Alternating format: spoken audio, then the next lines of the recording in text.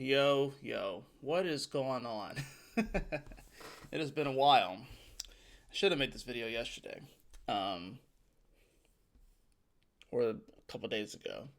I don't know. I'm trying to remember what day it was that I had the, I guess, I guess you could say epiphany that I had. Doesn't really freaking matter. Welcome to your full moon and Aries video. I know I haven't made an astrology video in a while, especially in this capacity where I'm going to show you the charts and everything like that. These last several, well, honestly, this last little bit, since I was consistent making these videos a while ago, and haven't really been doing that much lately and stuff. So I've been focused on other things. I've been just doing school and work. Going back to school, been working full time, of course. So these videos have kind of gone by the wayside, and then I realized that this is actually a part of my spiritual practice, and I've kind of let it go. You know what I'm saying? So sometimes you got to step away from things and stuff. Doesn't really matter, anyways. So, I mean, it does matter, but, that's beside the point, I would say. So, in any event, we have a full moon coming up. It's going to be happening tomorrow night. Of course, the time I'm making this, it's going to be Sunday morning. So, this gives you a little bit of time, anyways, before that moon shifts in to Aries. Right now, it is in Pisces, and it's been an interesting morning for me.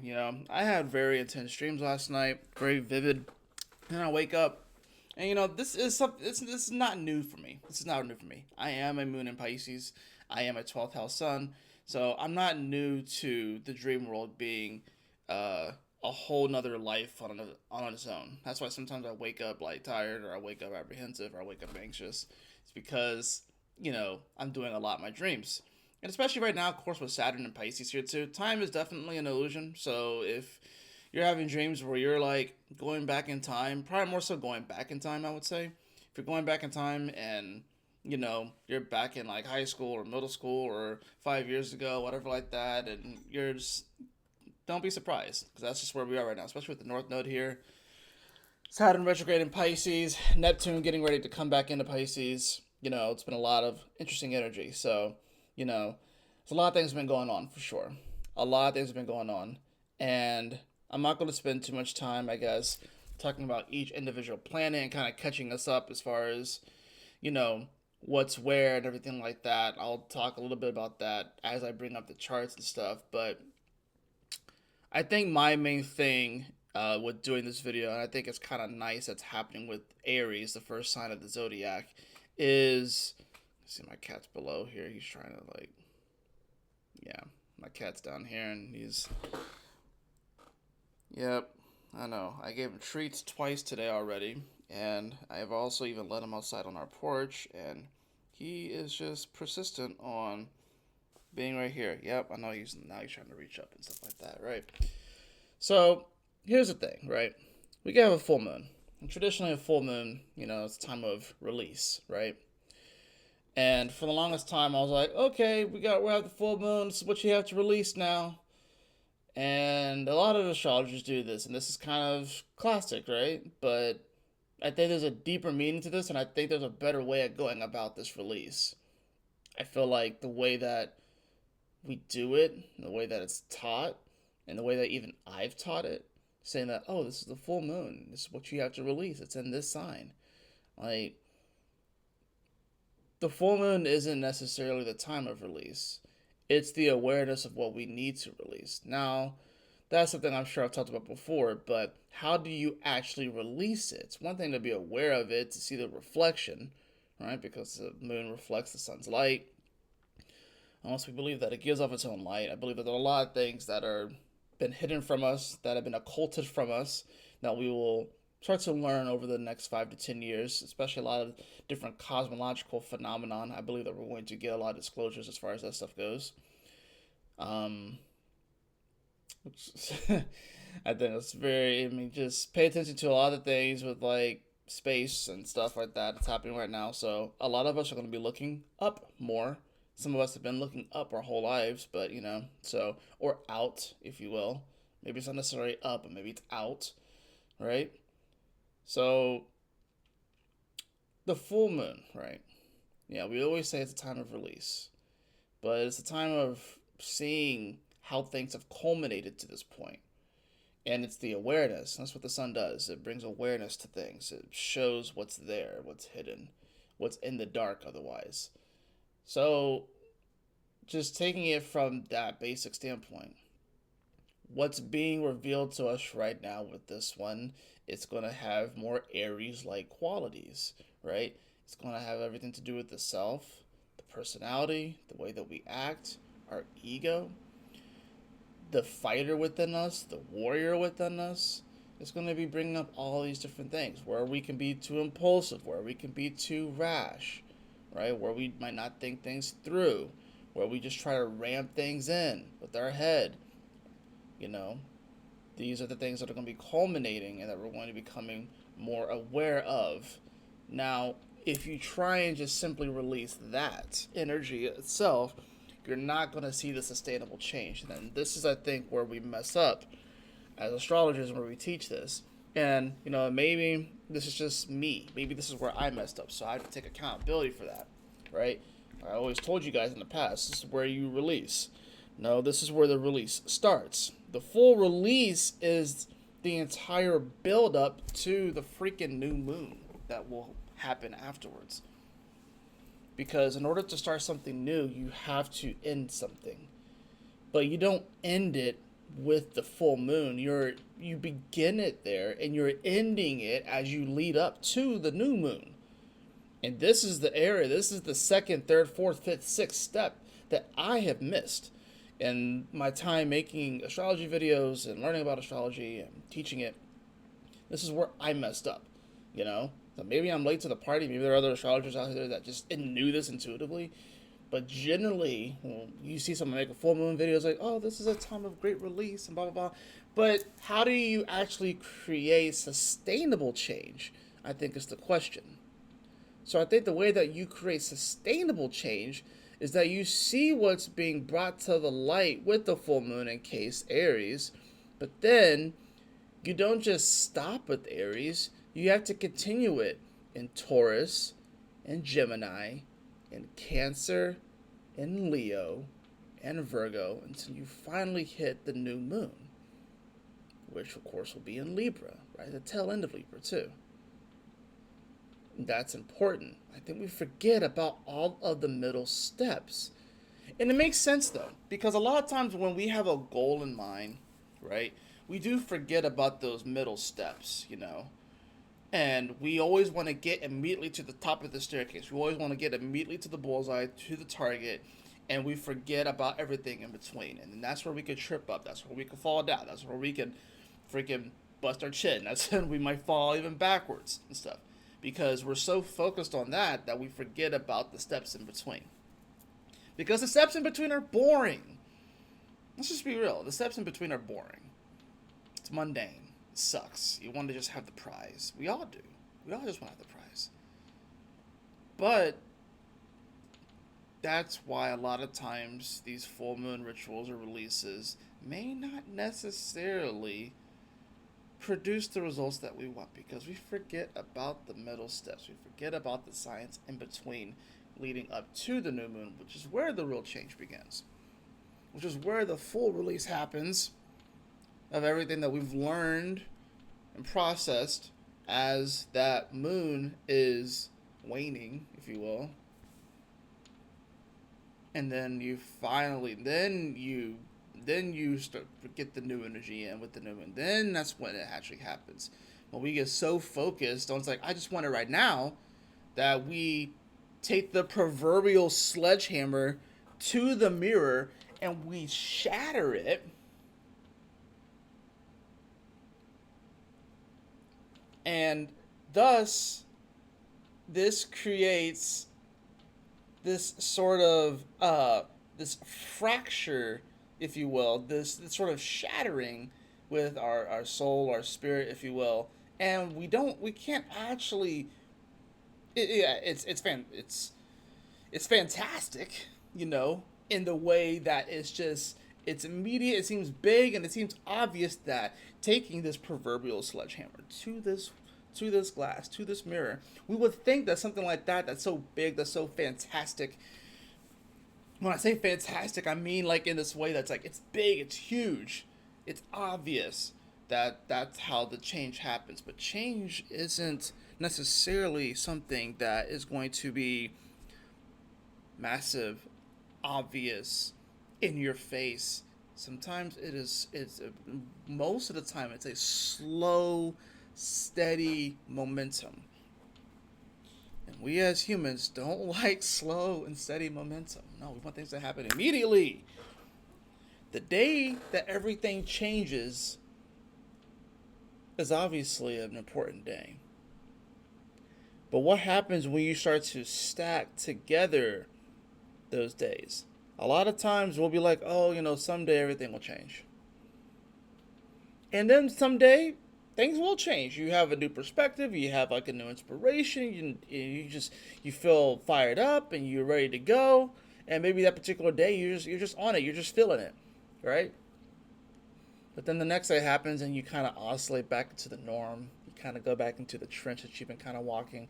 Like on those old cartoons where like someone's walking back and forth and they build like this little trench, whatever like that. One day you're able to get out of the trench, so you can actually like see what's going on. But then it's so easy to slip right back into it.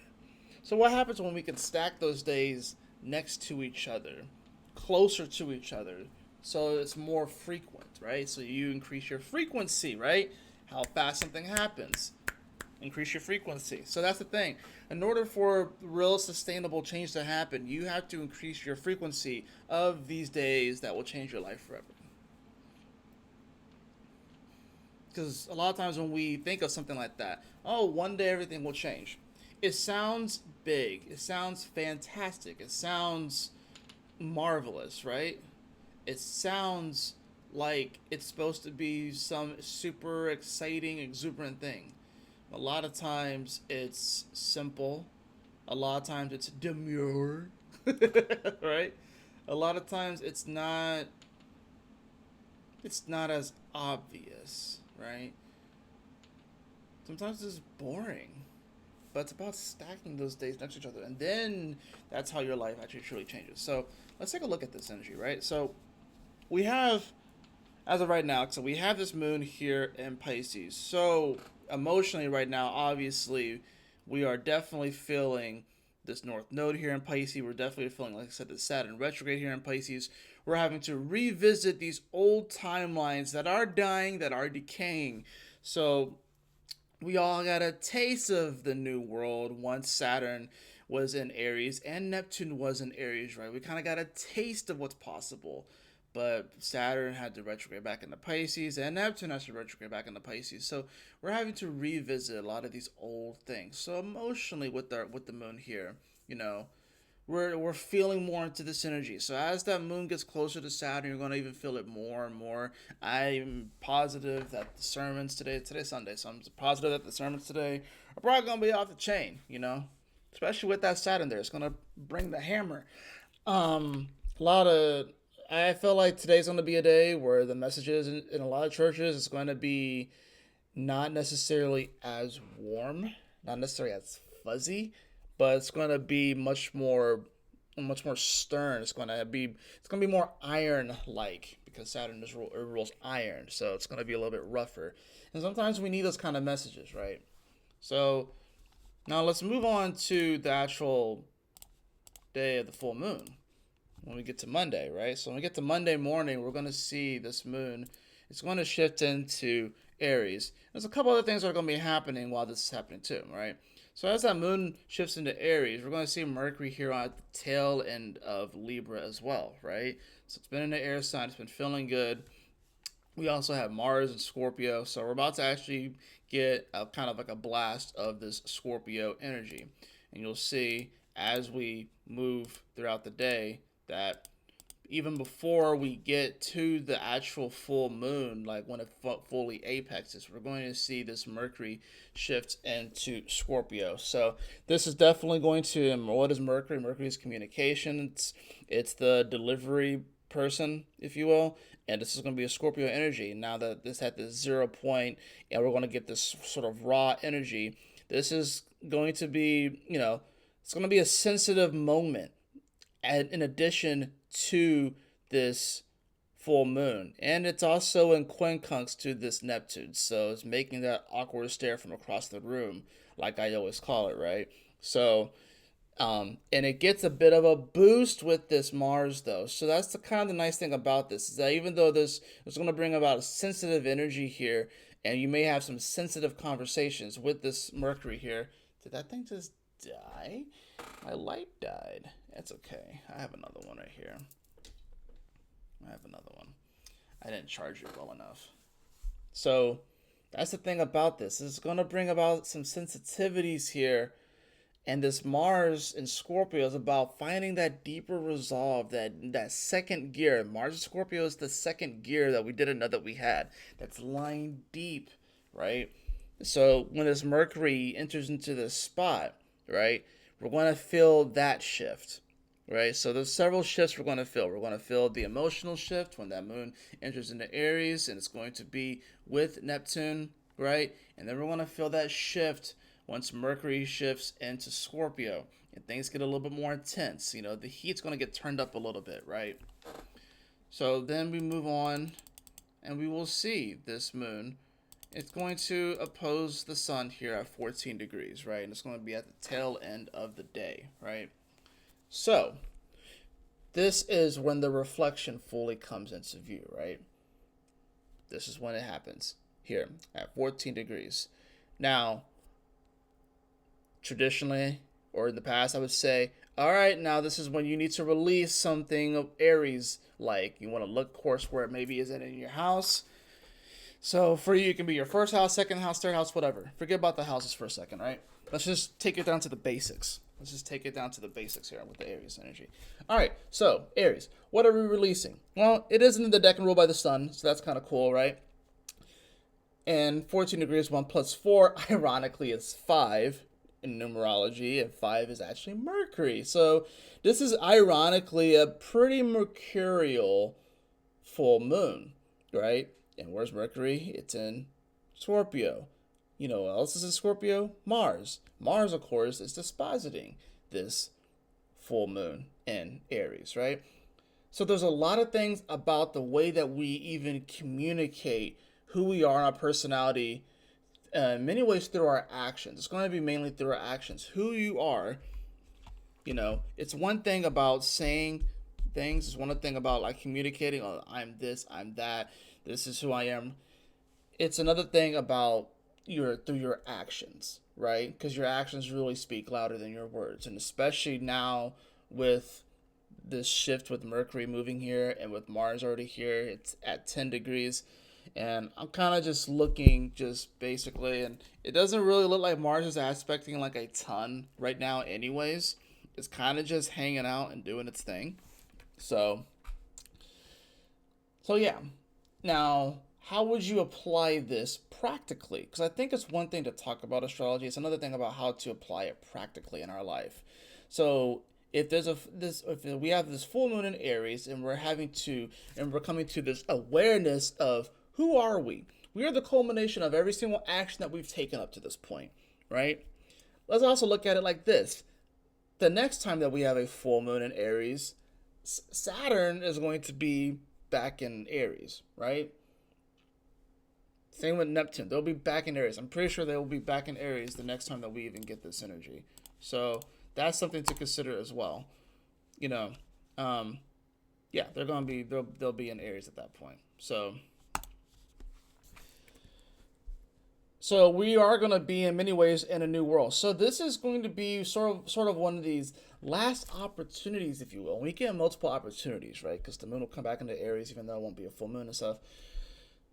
But this is one of those last opportunities, if you will, to kind of look at who we are up to this point in our life, look at the culmination of all of our actions, and be like, okay, these are all the actions, and this is what is produced as far as like who I am as a persona, as an ego, in the way that I present myself to the world, right?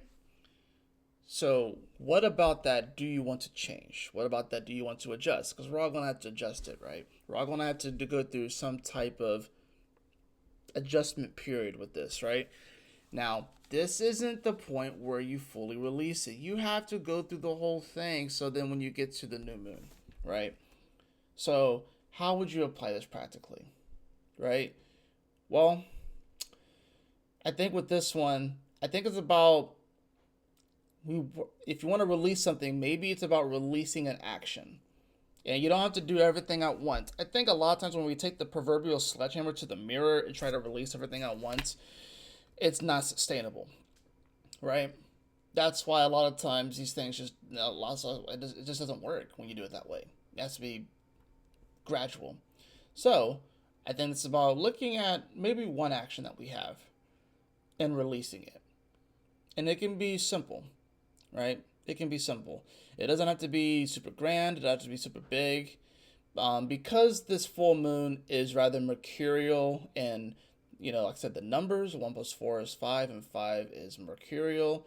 And Mercury has even shifted into Scorpio. Like I said, it's about finding a deeper resolve. So maybe the change, maybe the simple action is that you're no longer going to speak negatively on yourself, or you're going to speak negatively less on yourself. Or maybe you implement a practice of positive affirmation in the morning. I think, especially with this one, because it's a full moon and it's about the reflection point, and because it's Aries, I think this is actually a good one to where you actually look at yourself in the mirror, you know? Just like look at yourself in the mirror, maybe speak to yourself. And if it's not awkward, that's the thing though. It's going to be awkward too. You ever just stared at yourself in the mirror for a while? It gets awkward, you know? It does. And and it should feel that way, right? It feels awkward because it's just something that we just we don't really do. We don't really think about it. We run away from ourselves, So I think this would be a good full moon to at least do that. Even just tell yourselves like, all right, I'm willing to change. But I think it's also important to see, like to actually look at you, and the culmination of everything that you've done. I did it this morning. Granted, the light wasn't on. But I just looked at myself. Yes, something was playing on my phone. Like this podcast was like playing on my phone. I just looked at myself, you know? And it was an interesting moment. I think having the light off was also kind of like, I think it helped, admittedly. And I wasn't even thinking about this video exactly what I was going to say. I wasn't thinking about any of that when I was in there looking at myself in the mirror. I'm just pulling on it as for inspiration, if you will, right? So I would say look at where Aries is in your chart, or if you don't know, just know, what does Aries represent? It represents the warrior, it represents our actions, it represents our ego. It represents it's the first house, right? So it's first house stuff, the way that we initiate things. Aries is what? It's the springtime. It's the beginning of the spring. So how can we spring forward? So this full moon, you want to address what is it in your life that is preventing you from springing forth? What is it in your life that's preventing you from initiating something? And do your best to remove that thing, right? Now, like I said, you don't want to just stop here. Next would be Taurus, right? Because the moon will still be illuminated to a certain extent, but it's getting less. So it's about releasing that, right? That image that's culminated, and if you want to change something about it so that the next time that we get a full moon, you actually see someone different. And that's the thing too, because this is Aries too. You can actually change your physical appearance in a year. If you do this right, you will look different. Maybe you shed weight. I know it's probably going to be one of mine, right? I want to, on the next full moon in a year, I want to be able to look in the mirror and be like, oh, wow, I've lost weight, So that's going to be one of my things, right? Now, like I said, you don't want to just stop at Aries. You want to go to Taurus, right? So let's just say we go to Taurus, right? I'll just move this to the middle of Taurus, right? Okay, so now we're in Taurus. So the releasing is continuing. You don't just stop. The releasing is continuing. So Taurus is what about? Values, money, food, different things like that, right? Stability, if you will, right? And we can even use the same degree. We can just use 14 degrees the entire way until we get to the new moon, whatever, right? So now, of course, we see that Mercury is on Black Moon Lilith. It's about to conjunct Mars. We see that Neptune is still trickling back in Aries. It's still at that 0 degree point, right? Venus is here in Virgo, getting ready to come home. It's really, really ready to come home in Libra, right? So now we're going to be releasing something more Taurus like. So this could be maybe, let's just give a simple example. Maybe you know that there's a certain food that you shouldn't eat as much of. And maybe you just make the conscious decision to eat less of it. Maybe not completely eliminate it, because I don't necessarily think that just completely eliminating things, especially diet wise, is not really sustainable. But maybe you just eat less of it. So maybe you just you like to have Well, I'll just use myself for example. I love Zaxby's. I'll have Zaxby's like two to three times a week sometimes. Sometimes it's once, sometimes it's 2 to 3 times, right? Maybe I eat Zaxby's instead of once a week, twice a month. And I made that conscious decision with a Taurus energy, right? That's going to help with the overall sustained change, right? Let's move on to Gemini, right? The releasing is still happening here, right? It's not done. It's also going to be trining the sun too. So this is a harmonious aspect. Now what's being released? Well, what's Gemini? It's communication, right? It's our thoughts. It's also our environment. It's our community. So maybe there's something there that needs to be released, right? I think with any time that you get to say like an air sign, this will probably be the moment where you actually write something down and burn it. That whole thing where people will write things down and then they burn it, and it's supposed to be some sort of metaphor for releasing whatever. That this will be the time to do it. Ironically, not necessarily with the full moon in Aries. I think it'd be better to do it when the moon actually hits Gemini, right? But this is just an example, right? So when the moon hits Gemini, and we're in that Gemini field, what is a small change that you can do that's sustainable, that can assist with this longer release that we're doing with the full moon, right? So then we move on to Cancer. What's Cancer? Cancer, of course, is our emotions. It's the home. Maybe we clean up a little bit, you know. Maybe there's something that's been sitting stagnant in our home that we need to get rid of. This could be the time where you kind of go through like old papers, old mail, and shred it. This could be the time where like I said, there maybe you have some boxes laying around in the closet that you've been needing to get rid of, and then you do that thing. So it makes like your home and your sanctuary feel better, right? So also, of course, I guess the family, the mother, whatever like that, stuff like that. So not necessarily releasing your mother, but maybe talk to your mom or something like that. I don't know, get something off your chest, I guess, or whatever. I'm just throwing ideas out there because this is something, like I said, this is a way about astrology that I haven't thought about before. So I'm working through my thoughts and ideas in this video and with you guys. So you guys are kind of seeing it in real time, if you will, right? So, and this is something that I'm going to be experimenting with myself, obviously. And generally, with a lot of these sort of things in the past, I would think, oh, you have to practice and experiment with something for a while before you release it to the public. I'm like, nah, I'm gonna just be raw and just be Aries and just kind of show you the entirety of my process and be messy with it. Okay. Now we get to the moon in Leo, right? We get to the moon in Leo.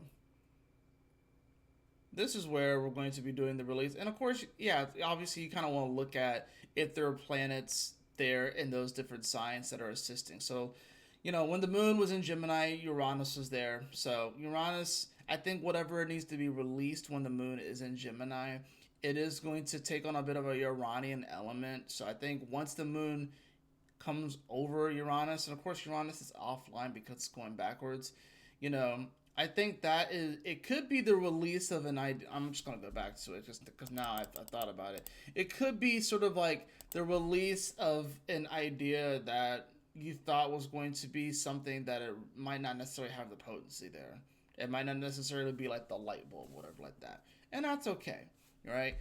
With the moon going into Cancer, it's going to come with Jupiter, and Jupiter, of course, is going to expand upon things. So this could be about, like I said, it wants to expand, it wants to go on the adventure, but it's in Cancer, right? So I mean, whatever release here, ironically, is coming simultaneously with some type of expansive quality, if you will. But like I said, this could still be about maybe just tidying up your home, cleaning up the energy, so maybe you can bring something else in, right? That's what Jupiter wants. It wants to bring something else in, and it wants to maybe even bring in some sort of gift. So I think it's about clearing some space out to help to maybe bring something else in, something that's a little bit more expansive. Now, of course, this moon is going to go into Leo. It's not going to meet with any planets, right? This is Apollo, by the way. Um, so, what are we releasing with this one? And as you can see, with this point, the light's becoming dimmer and dimmer and less and less and less. But we're still in the process of releasing. It's not all at once, it's a gradual process. So, with this moon in Leo, what are we releasing? Well, you want to look at Leo like things. So, whatever is not fun or joyous, right? Whatever is making you feel like whatever is making you not be able to connect with the kid inside of you, you know. It could be a fear from being your true authentic self that you release. It could be, maybe what you're releasing is the inability to laugh. Because Leo is all about laughter. So I think a way to release said laughter, because when you laugh, it does bring out energy. It is a bit of a release, if you will, right? So Moon and Leo might be a good opportunity to watch a funny movie or do something funny or go to a comedy show or something like that. Get that energy out, release it, right? Because then you could transmute and transform whatever negative energy or whatever thing it might be. You might feel like it's holding you back, right? So then we get to Virgo, right? And we're about to enter into that dark moon phase, those last 30 days, which is very, very intense because that's when the full release actually happens. It doesn't happen here, it happens right here. I think the reason why these last 30 days leading up to it is so intense is because we don't do it properly. We shatter the mirror up here, and then we're busy picking out the pieces right here. It's like, oh wait, no, I wasn't ready to release that thing and that thing and that thing and that thing. And you probably weren't, and that's okay. Because you weren't meant to shatter the entire thing in that moment. You were meant to simply become aware of it and then systematically release those things that need to be released instead of shattering the whole fucking thing. So the moon in Virgo, right? It's not with anything besides the south node, right? It's gonna be with the nodes. So could be some past thing coming up. But Virgo, what is it about? Virgo is about service to other people. It is about the day to day. It is kind of the mundane, right? It's about cleaning. So I think this will be a good opportunity, kind of similar to Cancer. Cancer, I feel like, is going to be more like something that you have an interesting emotional connection to that needs to be released, something that you've kind of held on to for a while. Maybe it's like it could be like a keepsake or something like that you just want to, we all hold on to things, because like it really provided, we assigned a lot of value to it at one point. But then eventually you have to throw those things away. Eventually you have to throw those things away, right? The Virgo is going to be more, I guess, just, yeah, cleaning your space. So vacuum, clean the dishes, do a little bit more of a deep clean, dust. Virgo is about dusting. So what do we need to dust in our lives? All right? And of course, yeah, it helps to look at where these planets are in, or where these signs land in your chart and stuff. That way you can kind of know what area to release in. But even if you don't know that, just go with some of the basic meanings of the signs, right? And of course, like I said, the South Node is here, right? So this is, this could be, something that's been needing to be cleaned up for a while, if you will. Something that's needing to be cleaned up for a while. Something that you have actually seen some comfort in. Because the South Node, ironically, is about comfort. It provides a sort of nest, and the North Node is where we need to go, and that's where the true growth happens because we're uncomfortable. The South Node is where we're comfortable. Growth doesn't really happen there. So then, of course, you get to the new moon, and we'll talk about the new moon actually when we hit the new moon. But then this, of course, is when the actual release, if you will, so something new can come in, actually occurs. And what's interesting about this is that Mars and Mercury will also be conjunct in Scorpio. Here at 20 degrees, they will be in trine to Jupiter as well as Saturn. And yeah, it's not exact, but it is pretty damn close. We got a grand water trine, right? And of course, this full moon is actually going to be in square to this Jupiter. Venus will be in Libra in its home sign, so Venus will be happy, right? And Neptune will be almost at the 0 point of the entire zodiac. It's at 001 minutes, right? So this whole process with this full moon in Aries, it begins, of course, the culmination of looking in the mirror and being like, this is who I am. In every action and every thought that I've had to this point, every emotion I've had to this point, every interaction I've had to this point, this is who I am. And you have to accept it. You have to embrace it. This is not where we shatter the mirror. This is not where we do the full release, right? This is where the release begins. And then we continue it when the moon goes into Taurus, when it goes into Gemini, when it goes into Cancer, when it goes into Leo, when it goes into Virgo. And of course, like I said, it does help to know it does help to know where these fall in your chart, but also look at where the rulers of these planets are, right?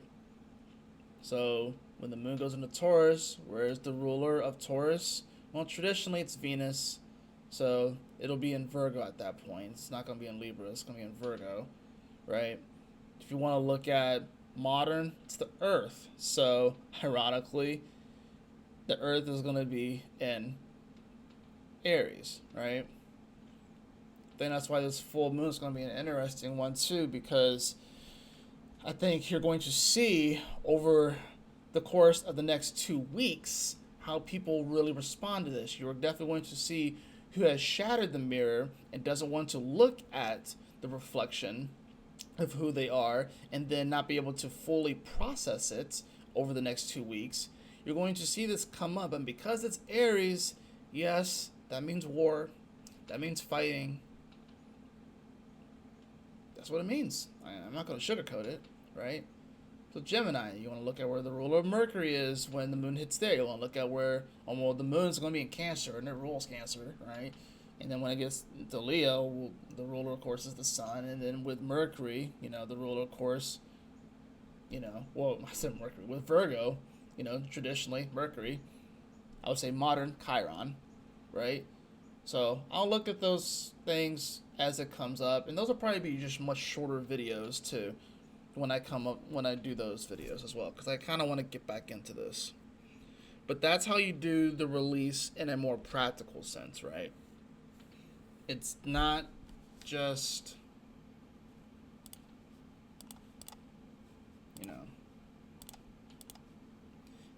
this is not the moment when you release it, okay? When that moon hits 14 degrees. This is just the beginning. This is just the starting point. This is the launch pad. And then we have to continue it that way. It's a bit of a softer approach. And I think that's what we have to do. And ironically, too, because Aries doesn't necessarily like to be soft. It's the ram, Can't have soft horns. It's got to be able to ram its way through things so it can win the battle, right? But there's going to definitely be a propensity to want to just ram things through, right? To just push things through, right? Is that going to be the best way to do this? I don't think so. I really don't think that's going to be the best way to do this. It's just, I'm going to just do it and just go for, how do you create sustainable change? I don't think you create sustainable change by just plowing your way through like that. Just bursting your way through that way. It's not how you create sustainable change. It's got to be a bit more gradual. But you're going to see over the course of the next 2 weeks people that just push things through, ramp things through. And even if their intentions are in the right place, and even if their goal is, we might see it as morally good, or we may even, it's like, yeah, that's a good goal to have. I can see that. You may agree with it, but the way and the route that you go about it still makes a difference. And we're going to see that over the next 2 weeks. And we're all probably going to trip up and fall somewhere along the way. Not going to be perfect. But you're going to see that. Watch. Especially if you just look out there and it's like, I know it's hard to escape the news. It's on our phones. We get it all the fucking time and stuff. It's hard to, there's always stuff going on. But this is about this approach, if you will, that I'm kind of proposing here. It's not as dramatic. It's a little bit more, it's softer, if you will. And I think this is, I don't know, something's telling me that this is the way. This is the way. Something's telling me that this is the better way of going about things. Instead of just trying to make all the change happen at one time. But you're going to see that. You're going to see people trying to make all the change happen at one time over the next 2 weeks. So, let's, I haven't pulled cards in a while. Let's pull some cards.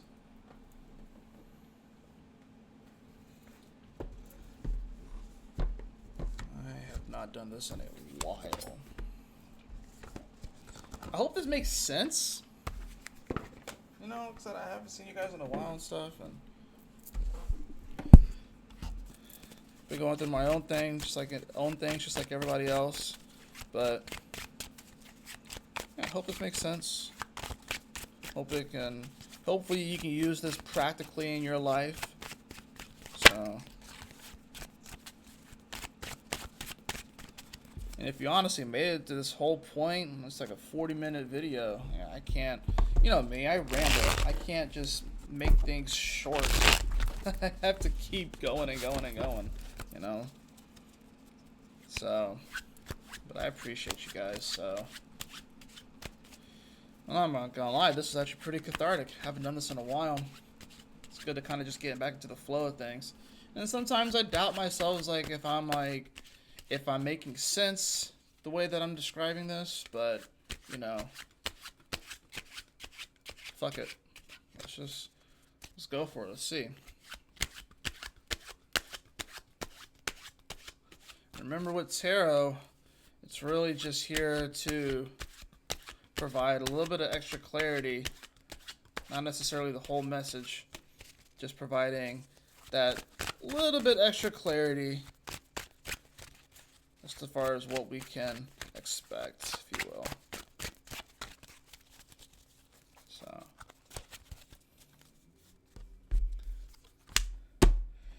I have the Seven of Cups in reverse. I really like this, actually. I really, really like this. Because the Seven of Cups normally talks about having all of these different options and then kind of being stuck as far as, what are you going to pick? What wish are you going to go for? But with it being in reverse, it kind of makes it simple for you. It kind of takes away all the options. And it's you only have this thing to pick. This actually eliminates your plan B, your plan C, your plan D, your plan E. It eliminates all that and just kind of gives you that one thing.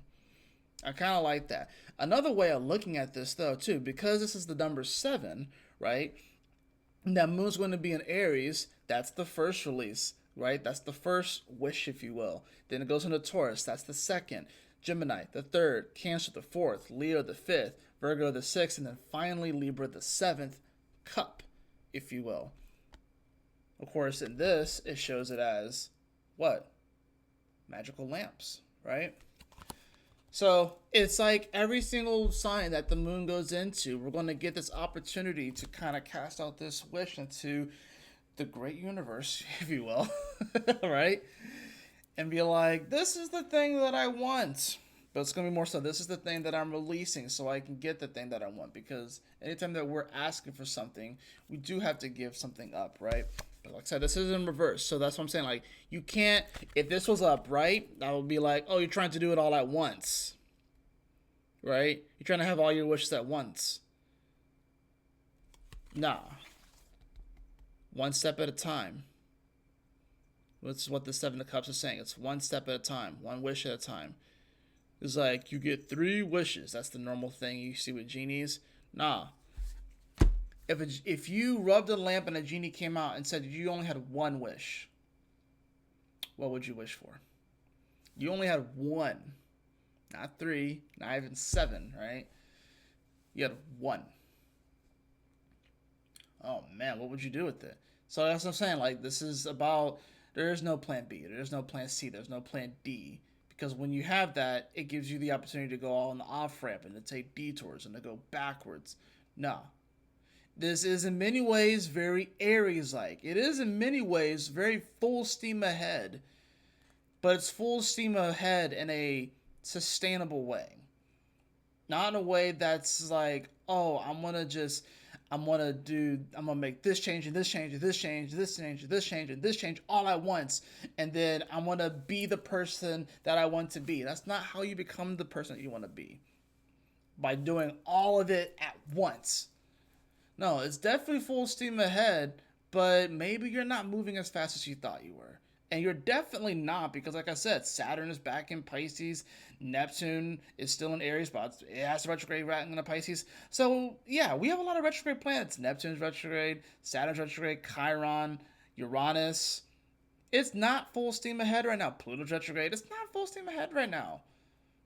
But you're going to see people trying to act like it is full steam ahead right now. In the sense that they can just do everything at once and all right now and make all the changes right now. That's not going to happen. It's not sustainable.